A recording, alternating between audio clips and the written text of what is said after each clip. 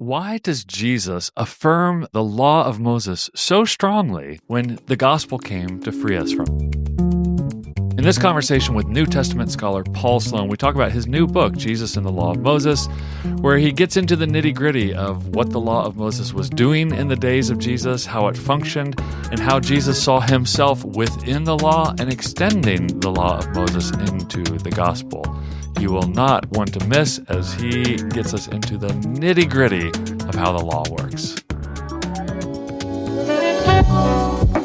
This is the Biblical Mind Podcast, produced by the Center for Hebraic Thought. Honest 5-star reviews help others find this podcast. Visit the magazine at thebiblicalmind.org for articles and videos that explore the deep structures of Scripture. So I was at a panel, I think it was the last SBL, I think it was the panel on the use of rabbinic writings in New Testament scholarship or something like that. So how to do that and how to navigate that and how to not do it, that sort of thing. And in the audience, someone spoke up and everyone was talking about how did this come to be? How did we, how is it that New Testament scholars at one point were super comfortable using rabbinic writings and then have now waned, and now also when they do it, are they using it rightly or not is a big question. Are they understanding it on its own terms rather than just sort of picking up? But one person spoke up, and I thought, oh man, that really nailed it. His name was Rabbi Joe Charnes, I think it was. And he prefaced by saying, "Look, I'm not a scholar. I'm a rabbi." That was his own words. He said, "I think the problem here is that we've New Testament Christians, maybe at the general level, but also particularly New Testament scholars of a certain generation, are already working with the supposition that, well, Judaism, in terms of conventional Torah observance, is precisely all the stuff that Jesus and Paul got rid of. And so why would you take the time to study Torah or Torah observance on its own terms? You're just studying something that has been, replaced or left behind or criticized." Right. Yeah. Right. And so, or even criticize. And so I thought, I think that's really it. Why take the time? Why take the time to study Torah on its own terms, or law in the Gospels, or law in early Judaism, or law in the Mishnah, or whatever? If it's just precisely that ism that's been criticized and dropped. I think that's a big one. Also, the obvious one, particularly still at the popular level, is still the issue of legalism. I know that scholars like to think that issue was dealt with 50 years ago by Sanders. And at one level, at the scholarly level, it did really shape the conversation. But it just, I don't know what the deal is. It just simply hasn't trickled down to, by and large, it has not trickled down to popular lay levels. I teach a lot of churches. It's still the kind of reigning framework, and I obviously teach all levels of freshman and undergrad, and it's still it's the reigning framework that they come in with. Right. So that when I'm teaching a class on law or Torah, or anything related to this sort of stuff, I have to really actually spend the first couple of weeks just talking about the different kinds of frameworks and why this one in particular, legalism, is actually not the best framework. And the reason is because then, again, once you've already decided that that's the issue, once you've already decided that legalism is the issue, well, then you can filter every single controversy through that lens. So every controversy with the Pharisees becomes a controversy over legalism. So that it means, oh, well, they're too strict and Jesus is less strict or lax, or telling them to chill out, And so my basic, I use this analogy now in so many settings, but is the Play-Doh molds, right? Like, no matter what mold you choose, if you choose a mold, then it doesn't matter. Sorry, Drew and I were talking before. I have 3 kids, a 6-year-old, a 4-year-old, and a 2-year-old. So there's a lot of Play-Doh in our house. We do use those Play-Doh hand cranks. Oh, I thought you were talking about Plato the philosopher. Yeah. No, I thought you were into Hebraic thought. I was like, where is no, I'm just kidding. Okay, Play-Doh, the little squishy stuff. You have those little Play-Doh hand cranks where you can crank the Play-Doh through a shape. No matter what shape you choose, right? If you choose a little star shape or whatever, well, it doesn't matter how much Play-Doh you use, doesn't matter what color it is, doesn't matter if you put a pound of it in there or an ounce of it in there, it's all going to come out the same shape. And I think that's what some of these isms do, particularly with, say, legalism.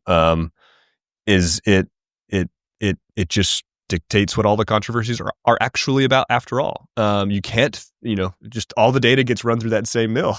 So I do actually think that's one of the biggest ones, at least at the popular level.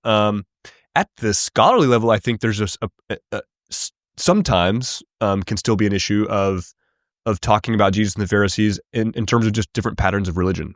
They're doing Judaism this way, and Jesus thought to do Judaism this way, or Torah observance this way, that sort of thing. I also don't think that's accurate. I think it's not a matter of sort of distinct patterns of religion, but distinct convictions about sort of eschatology. Is the restoration here or not? So I think those in particular can hinder either a person's desire in the first place to study law or take it seriously on its own terms, or can hinder a person's capacity to understand well the controversies between Jesus and his contemporaries.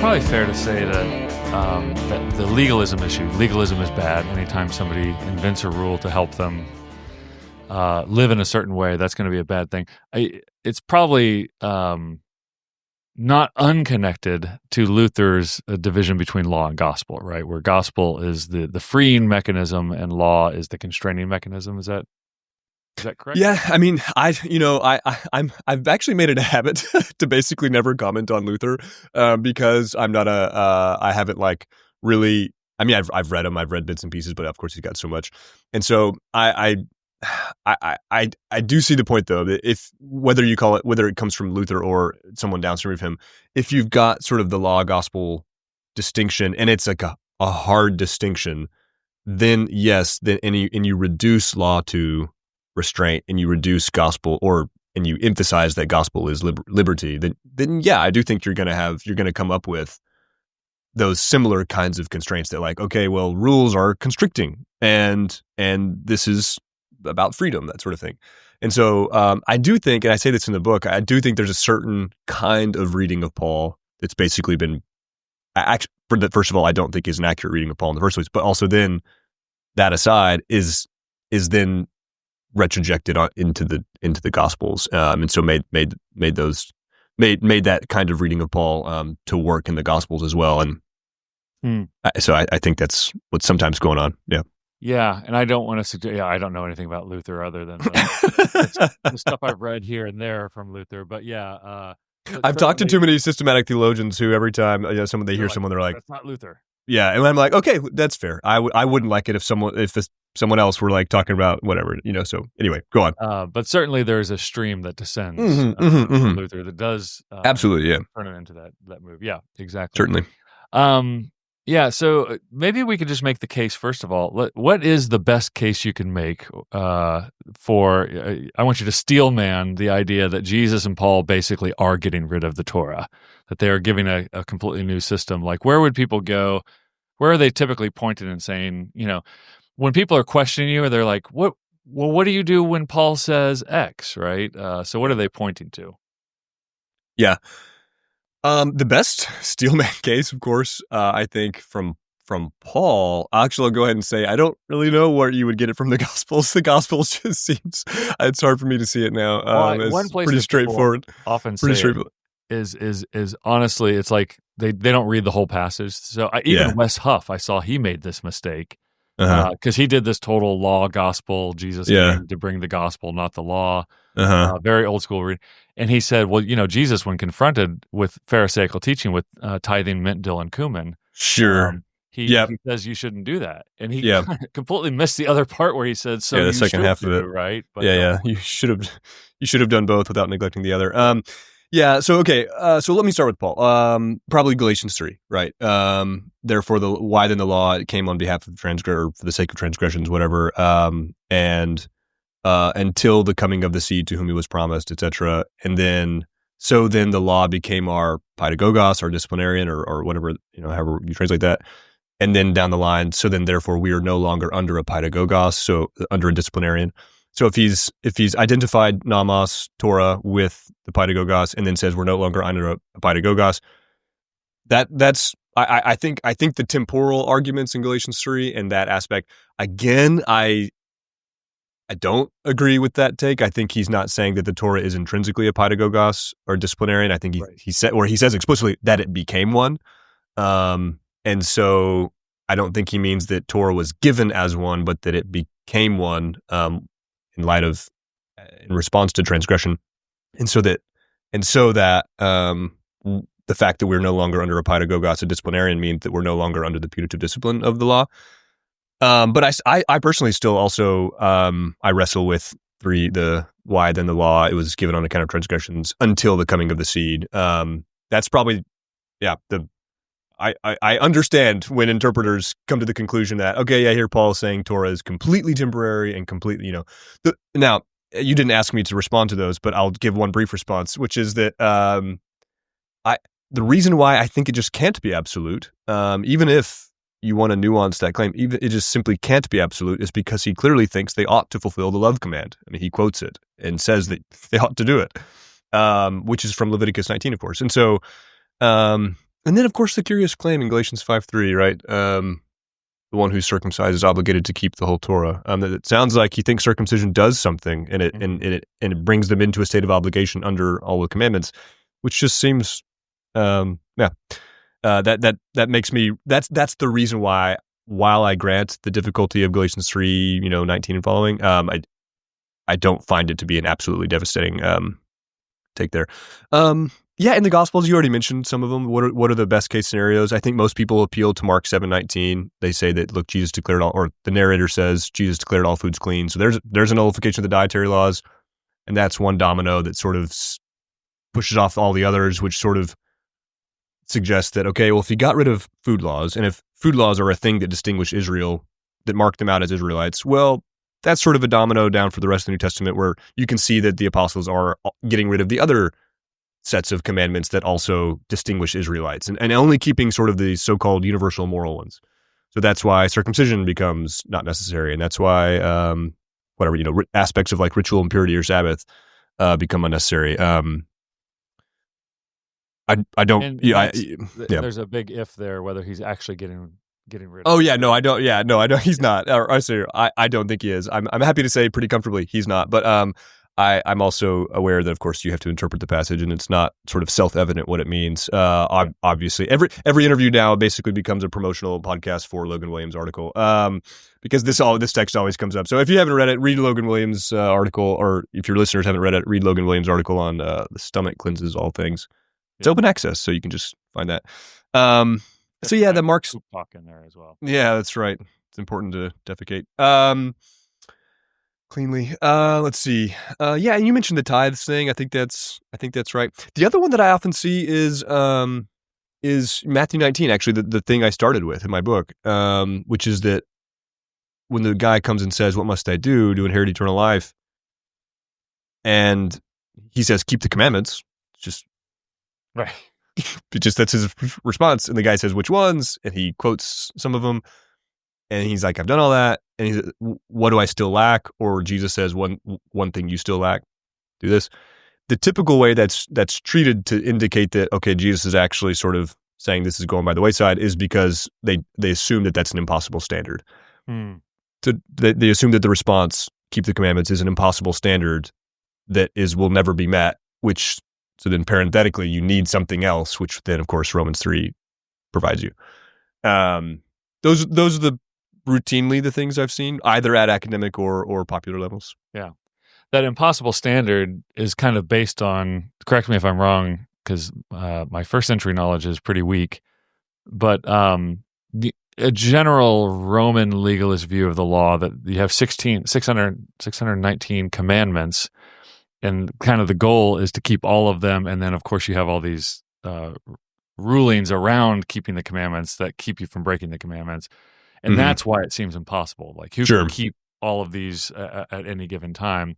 Yeah. But that's taking a very specific view of law. Yeah. Right. And Yeah, there are exactly. other views where it's not about keeping or breaking these laws. It's actually about being guided by them or something. Yeah. That, whether you take it that route, they're about being guided about them rather than keeping or breaking them. But even if it's about keeping and breaking them, like the sacrificial system assumes the commission of transgression, right? Like, so even if it is about keeping and breaking them, it's built in. Forgiveness is built into the system. And so just the notion that an Israelite had to be, perfect to be in good covenantal standing is just self-evidently wrong. And so, and like even Jesus in the same, like, it's amazing to me. Even Jesus in Matthew 5, when he says, so therefore be, perfect, teleos. Right. He, in the very next, we like people then take that to be, okay, this is a moral standard, an impossible moral standard. He's calling it, et cetera. Right. Of course, people have done a lot of good lexicography research on that word and shown that it doesn't just sort of mean some sort of like morally perfect, never make an error type or sin if you're a human. And it has more the standard of completeness or maturity and that sort of thing. And that, like, for example, Noah is described that way, as Right. teleos. Yeah. And then the Greek with the same Greek word that what Jesus uses, teleos, in Septuagintal text. But also then after he tells them that, like he goes on in Matthew 6 and he assumes that the humans will need to petition divine forgiveness and will need to forgive each other. So even within this summons to perfection, he's still assuming that forgiveness of transgressions will be something both needed and given divinely and humanly. So I think that framework just it doesn't have a lot of footing. Yeah. And I think I heard you talking about, or maybe I read it in part of your book, was this idea that people are moving in the system. And I've taught Leviticus how many times, and I taught through this, but I never had put so succinctly. People are moving in and out of impurity all the time. Precisely. Yeah. Moving in and out of the need, and impurity is not necessarily a moral issue, Mm-hmm. but they're also moving in and out of the need for forgiveness from God at all times. And so this is a very fluid situation. It's rather than a series of 619 check boxes, right? Right. No, exactly, Drew. That's exactly right. I mean, you're slipping in and out of impurity all the time. Becoming impure is not this grave, frustrating thing, unless you're like literally on your way to the temple to offer a sacrifice, and then someone, whatever, defiles you accidentally. Then you would probably, give an eye roll and be like, now I gotta go, bathe, and I gotta wait till so now I can't make this offering until tomorrow. It's a pain, yeah. Right, but just like if you're up in Galilee and whatever, it's just, it's just you. I don't know. I can't psychologize them. I'll psychologize myself. If I were living within this system, I would probably just kind of assume I was in a state of impurity until proven otherwise. Unless I bathed and was clean by sundown, then went to bed and didn't do anything, and then woke up and didn't see or touch anybody. Like then I know. But like as soon as you're out in the crowd, like you're jostling with people. You don't know what and so I just think that it's just such a mundane, routine aspect of life that people think of as this insurmountable thing. Like, oh, you could never know. You'd be so nervous about it all the time. And now the problem with this, of course, is that once you've associated ritual purity with this really grave, serious thing, and then you've seen that people like the Pharisees are, interested in maintaining ritual impurity, it's easy to then imagine them as just being like this certain kind of annoying, intense person who would never talk with anybody else and would like not touch anybody in the streets or something like that, and walk, like make sure that you like Taliban enforcers or something. Yeah, and I just think like, man, what an overread. Like they're part of the people. They're super popular. They're in the crowds. Like I find it just such an overcooking of the evidence. And then the problem with it is that it inscribes a view in which, like, the Pharisees, because they're so into ritual purity, they must be a kind of like annoying personality. Right. So then this gets put to work in readings like Marcus Borg and others, where they describe the Pharisaic purity as basically being like anti-compassionate. And that, like, when Jesus is healing people with impurity, he even says that when Jesus heals the guy with lepra, it's an anti-Pharisaic. That healing had an anti-Pharisaic front. I just find that astounding, right? He's quoting somebody else, but he endorses the claim. Anyway, I just think that it's not just about, okay, well, let's understand ritual impurity better. You have to understand it better so that you don't sort of have these really weird misreadings in which you inscribe a certain kind of personality or character to Jews or Judaism or the Pharisees, and then think that that's what Jesus is opposing. Right. Anyway. And I think it's, there's everybody shares the blame in some of these caricatures and misunderstandings, but certainly the pulpit is a place where it's very easy just to say, here's the bad guys. Here's how Jesus has come here to release you or to defeat the bad guys. Yep. And then, you just point out simple things like, well, Paul's a Pharisee, and he doesn't quit identifying as a Pharisee. Even one of his last public statements is, "Hey, I'm a Pharisee." Like, right. You have Pharisees in the council at Acts. It says, I was just teaching it yesterday. Some of the Pharisees who believe stood up and said this XYZ about circumcision, which means there's a group of believing Pharisees. Some of them thought the Gentiles ought to be circumcised, and some didn't. So you have believing Pharisees who already were not the people who were proposing Gentile circumcision. And so it's just those details are important. Sorry, what? They don't renounce their identification. Exactly, they don't renounce their identification of the Pharisees, and the council doesn't go with those guys. Like doesn't agree with them. And then it says everyone agrees, right? Obviously, whatever you think, the point is that like those details are often just kind of glossed over in a hurried attempt because of our recognition that, well, yeah, Pharisees, like they're the kind of guys, they walk on the stage and everyone boos and throws a tomato or something, right?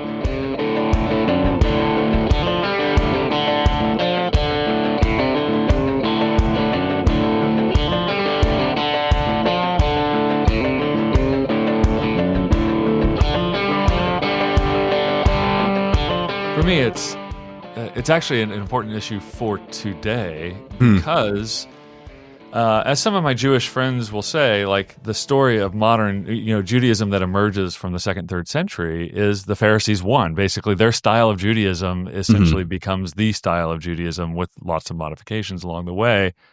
And so if you take that view as a Christian against Pharisees, and then you look at modern day religious Jews who are practicing their religion, it's very easy to just go like, Pharisaical. Sure. It's even a curse or a byword. Well, exactly. Pharisee or Pharisaical is a slur. And on top of it, again, I'm actually not a specialist with respect to the question of what degree actually is the Mishnah, the inheritance of, the deposit of the Pharisees. But let's take the supposition that it is, because that's what a lot of modern folks have. Well, then all of a sudden, if that's your supposition, then all of rabbinic Judaism represents the thing that Jesus criticized. Right. And then that's where, again, you just have, and then what does that do? That's a negative on its own, right? Because not only is then Jesus sort of criticizing, all of this stuff that I just think we don't actually have evidence that he's criticizing that, but also B, once that rabbinic Judaism is associated with what we might call like modern Jews or Judaism, well, then you've got the situation in which, well, yeah, Jesus would critique all you guys for the same reasons. You're like, okay, that's strike 2. And then strike 3 is that that because rabbinic Judaism and the Mishnah and Talmud and everything else is rightly understood to be sort of, you when you read it, you can see, okay, yeah, these guys are really into debating Torah and details and all that sort of stuff. And if Jesus opposes that, then you might think, well, Jesus is opposed to all those sort of fine, detailed arguments, and he's really just cutting to the quick. And I think, actually, no, if you think that, you're going to miss some really important stuff. I actually think the Mark 7 piece is really important here, where he has got a fine-tuned understanding of ritual impurity and its directionality, and he's putting that to work in both why his disciples don't wash their hands and why and his instruction that impurity comes from the heart and not the mouth, etc. But also his argument about the Sabbath grain field stuff, when his disciples are plucking grain on the Sabbath and they get opposed by the Pharisees, Jesus defends them.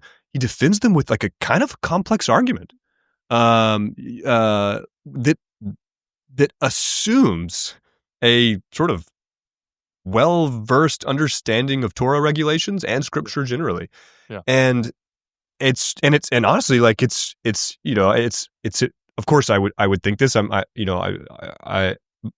because I'm a gospel scholar and I'm a Christian, but like, it's impressive, like it's when you see, you're like, okay, this is like, he really knows his stuff. But if you've already assumed, of course, like, right, but if you've already assumed that this is the sort of thing that Jesus doesn't do, right, because that's rabbinic Jews, well, then I think you're just gonna A, miss his actual argument, but also B, not miss that, like, he's actually working with that kind of legal reasoning. So anyway, yeah, he has. I have a book in the works where I'm trying to argue that Jesus actually learned Torah and he learned the legal reason of his day, and he is making very sophisticated slicing and dicing arguments between those two. Sweet, awesome.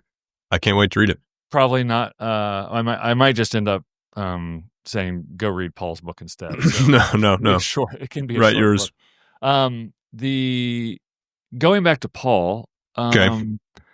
I wonder what you make, or how do you teach this? That the last thing Paul does as a free guy is goes down to the temple to offer animal sacrifices as part of the Nazirite vow. Like, what do you? Sure.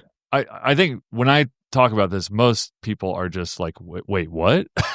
Yeah, right. Because you're possibly decades here after the resurrection of Jesus. So, what do you do with that passage? Yeah, great question, Drew. So in my book, Jesus and the Law of Moses, I don't, I do address some of the Acts stuff, and I don't address that particular thing, I don't think. And then I also conclude with some stuff on Paul as to kind of give some sort of gesture toward how I'd handle some of the Pauline data. So what I do is I take I think that Paul thinks that Jews are still expected to be Torah observant. I think this is arguable from his letters, like very plausibly arguable from his letters, and is utterly demonstrable according to Acts. And so I think he thinks that, okay, everyone's just actually, now to even use the language of Acts 15, which I think is something I think I can translate well to Paul's letters. Both groups are saved by the grace of Jesus. That both groups are saved on the same bases, but that doesn't mean that they have identical obligations after that, and that the obligations, which again I use the word obligation very positively. People hear that as a negative word. I don't use it that way. Have both, duties, responsibility, obligations. Have obligations that theoretically differ from one another, and that's fine. That's already baked into the Torah. Once you're in the Torah, right? It's already the case that differing parties have differing obligations, right? Not all Israel keeps all the commandments. If you're a non-priest and you try to keep the priestly commandments, that's transgression, bud. Right. Like, you can't do it, right? And so you go on and on. So the point is I think, and similarly, like, if you're a foreigner who lives in the land, like, you don't have to obey all the commandments. It's not just that you don't have to. There are some that you cannot do. Like, if you're an uncircumcised foreigner, you may not eat the Passover, right? I think that's how I read Paul, and I think that's what Acts 15 is doing as well. There's differing commandments. So then that's basically the principle. And I get there, by the way, in case people are curious. I'm not the first to argue this. That's been argued for decades by others. If you want the textual reason by that, I would take a look at 1 Corinthians 7, 19 and following. That's where I go from that, where he says, right, circumcision is nothing and foreskin is nothing, but what matters is keeping the commandments of God. And right before that, he'd said, like, look, if you were circumcised when called, then remain in the condition in which you were called, etc. And don't if you were circumcised, don't do an epispasm, don't undo your circumcision. And if you were called in foreskin, don't get circumcised. Let every man remain in the condition in which he was called, and in that condition, let him walk. And then he says, because circumcision is nothing, foreskin is nothing, what matters is keeping God's commands. It sounds like he's saying, all right, everyone stay how you were when you were called, and keep the commandments that obligate that social positioning. So then I go to Acts, and I think this is what's happening. He's a Jew. He's still subservient to Torah laws while he's operating in this realm, and if he's taken a Nazirite vow, then, well, the legislation for that is that you offer, you do certain kind of shaving rites and make certain kind of sacrifices. And it just seems, to me, it just is like, it's really more of like, I'd really kind of more like put the burden of proof on others. Like, what's the problem here? Like, I understand. I get it. I really do. I'm not trying to be, silly about it. I get it. But at the same time, I start to think like, okay, wait, actually, I'd like you to tell me why you think this is a problem. I feel like the burden of proof's on you, because why would like there's nothing sort of intrinsically that compromises salvation by grace through faith with the Messiah, and that you keep certain commandments. Like that there's just nothing intrinsically opposed to those things. And so, or oppositional between those claims. And so, I think he's making sacrifices. He thinks they're still legitimate. I think that Jesus and Paul and probably the early apostles, along with actually a lot of other Jewish texts that have a restoration eschatology framework, I think that they think sacrifices couldn't get Israel out of the punitive discipline, right? If they violated the covenant and now they've got all this punitive discipline, sacrifice couldn't get them out of that. So if you're trying to offer a sacrifice to get yourself out of covenant wrath or whatever, then that's not how that works. You need just to endure the discipline, etc. But once you're within sort of a well-operating machine, right? Sacrifices are just legitimate, and they work. And I guess the important point I'd say is they work and they do what they were designed to do. Right. So he took a Nazirite vow, which also, I assume he took a Nazirite vow. And I think that's what's going on in Acts 18, where he says he shaved his head because he was under a vow. There's only one vow that's associated with head shaving, and it's got to be the Nazirite vow. This tells you that he intentionally took a vow. That's a voluntary vow.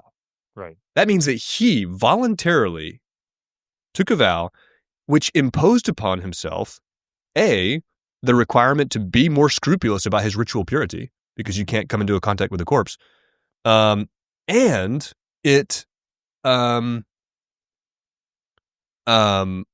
required, he knew he'd have to go make a chatat, what's often rendered as the sin offering. So he took a voluntary vow that he knew would make him subject to a higher degree of ritual purity and making sin offerings or chatats, purification offerings.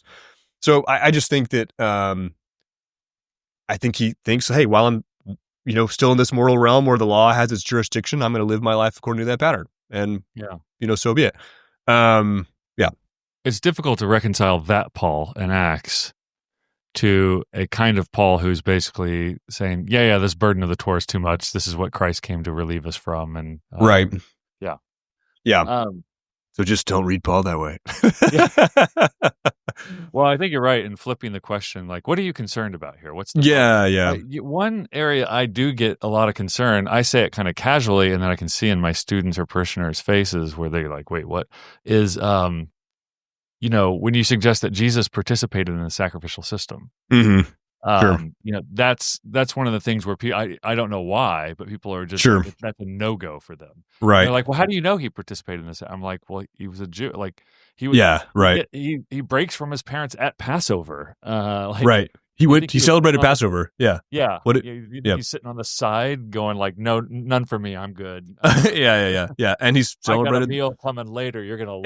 Exactly. Well, and even when you've got the Last Supper and it's the sort of thing that's he's obviously imbuing it with another layer of significance. It's still the fact that they had to get the lamb, and so he sent people to prepare for it. I mean, like that's whatever you call it. It is participation in the sacrificial system. Yeah. Also, I think here's the understandable reason why I think people bump up against that, and I think it's the fact that they assume that all sacrifice is about sin, and so if all sacrifice is about sin, well then and Jesus was sinless. Well, of course he didn't ever participate in the sacrificial system. And all you have to do is just remind people that, no, that's not all that sacrifice is in for. In fact, actually, there's, the hatat and the guilt offering, the sham, and those are two of them. A lot of the others are just about, other things. You're fulfilling a vow, you're just expressing gratitude, whatever. I suspect Jesus never had to make a vote of a vow offering because I suspect he never made a vow. Right. But he's pretty strong against them. Yeah, right. But I, or at least never made a vow that required sacrifice. But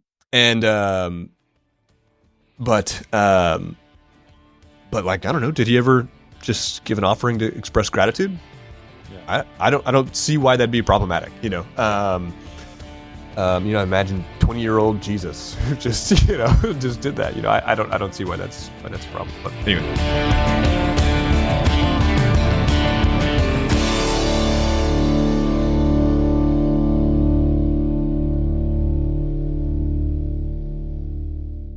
Okay, I want to switch topics just mildly, and I want you to kind of step out of your scholar role and more into your cultural critic role.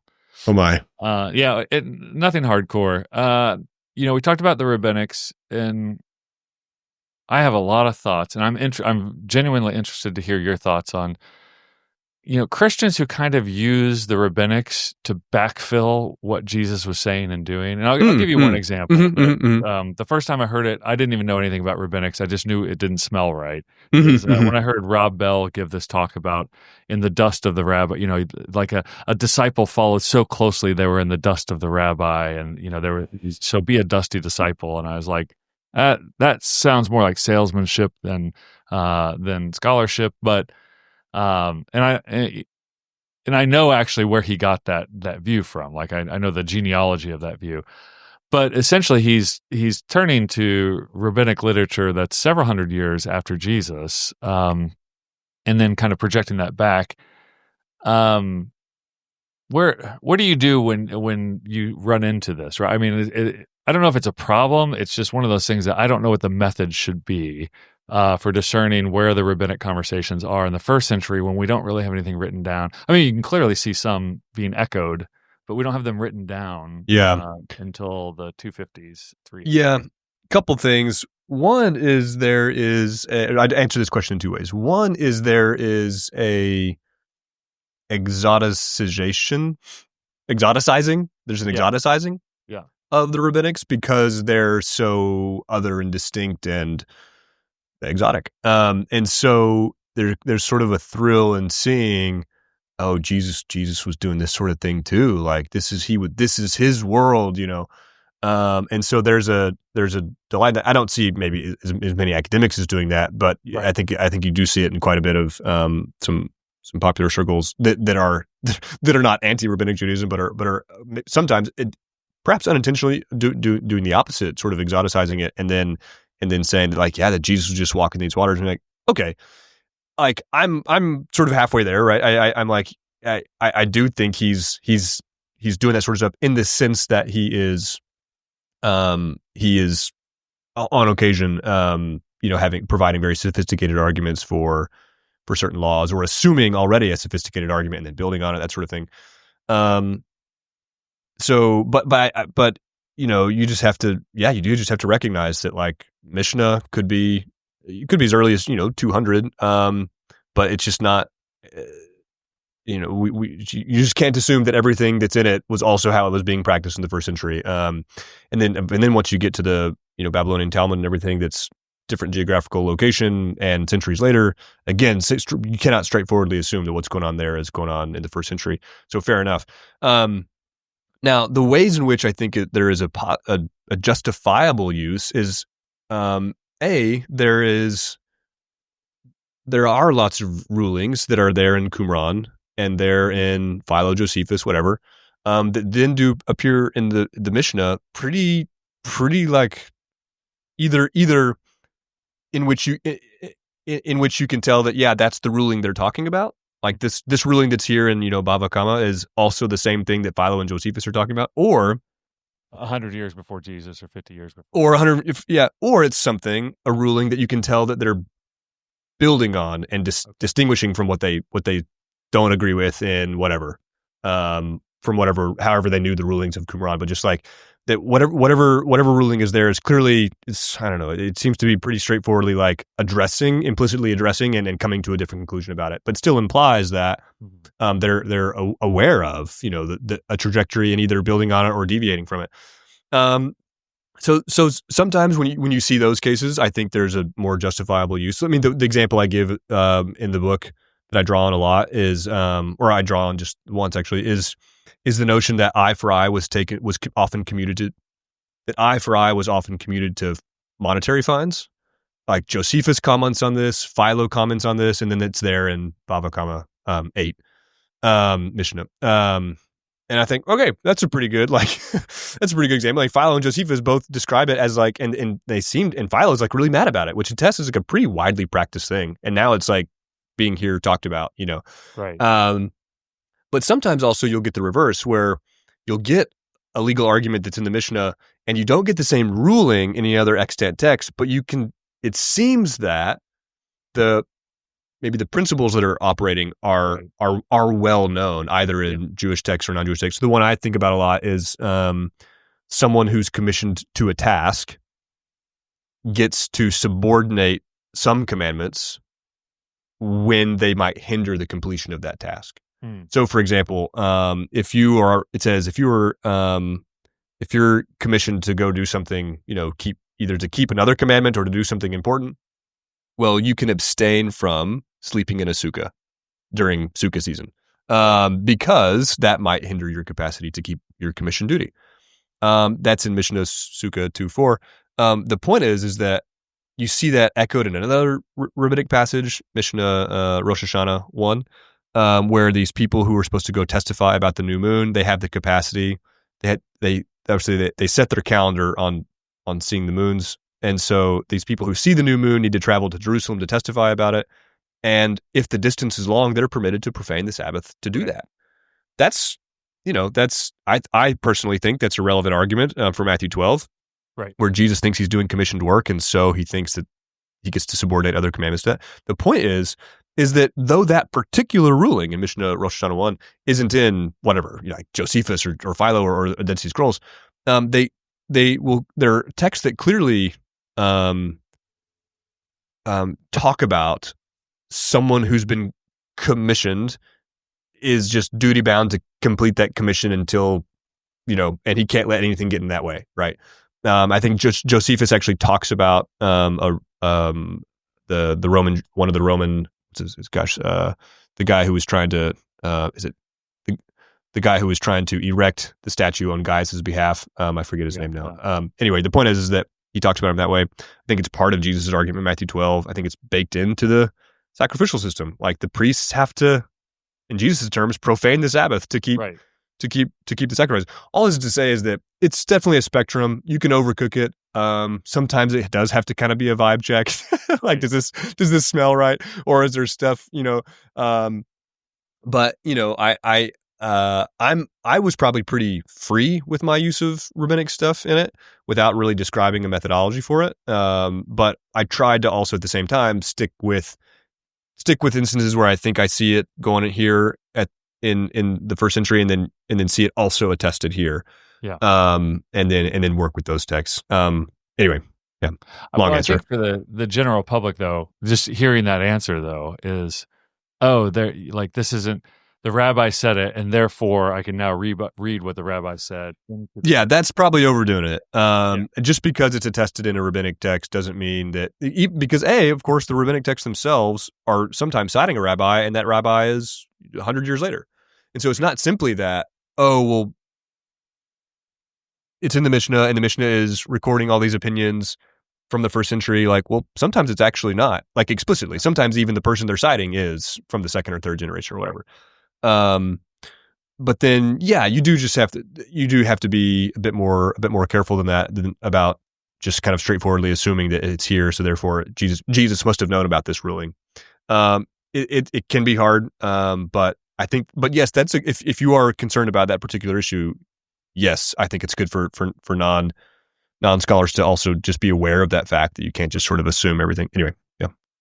Yeah, if Josephus or Philo are saying it, you can absolutely say somebody knew about it. Yeah, right. Well, widely enough to Philo. Yeah. It might not have been a discussion though. It might have been just Philo and his friends talking. Sure. Yeah. Right? Yeah. So there's this question of like who knew what, how wide were these discussions, and and even things like I think of Lazarus and the rich man, the parable of Lazarus and the rich man. Mm-hmm. Where, that seems to be a very well-known Egyptian folktale of a prince in Egypt and his heart being weighed against the feather of Ma'at. Mm-hmm. But it makes its way up into the Levant, into the land of Israel, and then it gets transmogrified into it's a rabbi, or it's a scholar, a Jewish scholar, or a lawyer who ends up dead or whatever. So you can tell by the framing, right? Because because I'm dealing with issues of like afterlife, and okay. people are always like, well, what do you do with Lazarus and the rich man? I was like, wait, did you think going to heaven was sitting in an old man's lap and listening to screams from across an uncrossable chasm? Like, did you think that was the actual description of heaven? Listening to the screams. Yeah, rather, it's like, doesn't it feel a little bit more like he's tapping into like a well-known trope here, and in the same way, there's a story that he thinks he's tapping into, and then twisting it at the end. You know, they won't listen to Moses or the prophets; they won't listen to a dead man raised. Well, that's great. The name of the book, I have it over here: Jesus and the Law of Moses. Yep. Did you come up with the title? Hey, this is crazy. Not only did I come up with the title, but I am not like a graphic arts kind of guy at all. Right. And I made a couple suggestions and they just did it. And they were like, yeah, actually it looks great. And I was like, okay. So like I was deeply surprised because I'm just like not but yeah, Jesus and the Law of Moses, Gospels and Restoration of Israel within first century Judaism. That was my title. I came up with a couple others that a few friends and colleagues were like, no, this is the best one. And then the cover is the Gustave Doré print of the Matthew 12 grainfield scene, which I just always liked Doré's stuff. Right. So I just suggested it. And then I remember telling them, I just think it was that book called The Emergence of Sin by Jonathan Grossman or something like that, right? And its cover always felt very arresting to me because it's like, I think it's like a black cover with like stark white letters, or something like that. And so I was like, hey, I think that's cool, but I don't really know anything about graphics, so you guys do whatever you want. And then they just like did it. So I was like, okay, great, thanks. Yeah, my book too. It's with Baker, right? So yeah, Baker. I sent them a mock-up. I was like, I really like this watercolor, and they just came back, same fonts, everything. They're just like, yeah, we like that. We're just going to touch it up. I was like, how did that happen? Yeah, I was deeply surprised, but grateful. I think it looks great. Yeah.